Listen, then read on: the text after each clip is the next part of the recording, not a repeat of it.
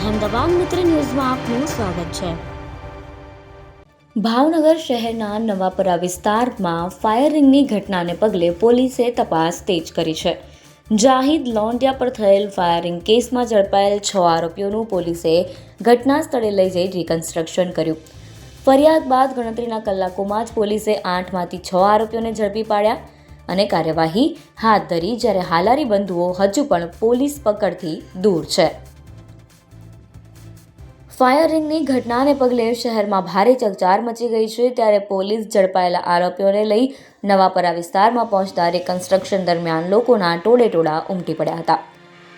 ભાવનગરના નવાપરા વિસ્તારમાં ફાયરિંગના બનાવની જાણવા મળતી વિગતો અનુસાર તારીખ 22 માર્ચના વહેલી સવારના 4 કલાક અને 30 મિનિટ દરમિયાન શહેરના નવાપરા ગ્રીન કોમ્પ્લેક્સમાં રહેતા જાહિદ લોંડિયા પર 2 રાઉન્ડ રિવોલ્વરથી ફાયર થતાં શહેરમાં ચકચાર મચી જવા પામી હતી। જે મામલે શહેરના નીલમબાગ પોલીસ મથકમાં 8 શખ્સ સામે ફરિયાદ નોંધાઈ। ગણતરીના કલાકોમાં જ નીલમબાગ પોલીસે 6 આરોપીઓ ફારૂક હુસૈનભાઈ મંસૂરી, કુલદીપ ધીરજભાઈ અગ્રાવત, ચેતન દયાલભાઈ, અશ્વિન ઉર્ફે અલી ગિરધરભાઈ વસાયા, રુદ્ર દયાનંદ પુજારી અને ફૈઝાન ફિરોઝભાઈ બેલીમને ઝડપી પાડ્યા હતા। આજે ઝડપાયેલા તમામ 6 શખ્સોને મસમોટા પોલીસ કાફલા સાથે બનાવ સ્થળે લઈ જવામાં આવ્યા અને ફાયરિંગની ઘટનાનું રિકન્સ્ટ્રક્શન કરવામાં આવ્યું। પોલીસ ફાયરિંગ કેસમાં ઝડપાયેલા આરોપીઓને લઈ ઘટનાસ્થળ પર પહોંચતા મોટી સંખ્યામાં લોકોના ટોળા પણ એકત્રિત થયા હતા। આ મામલે નીલમબાગ પોલીસે 8 શખ્સો સામે ગુનો નોંધતા પોલીસે ગત રાત્રિના 6 શખ્સની ધરપકડ કરી હતી।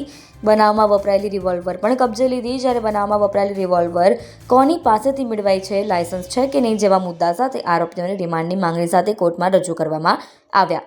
કોર્ટે 6 આરોપીઓના 4 દિવસના 27 માર્ચ સુધી પોલીસ રિમાન્ડ મંજૂર કર્યા।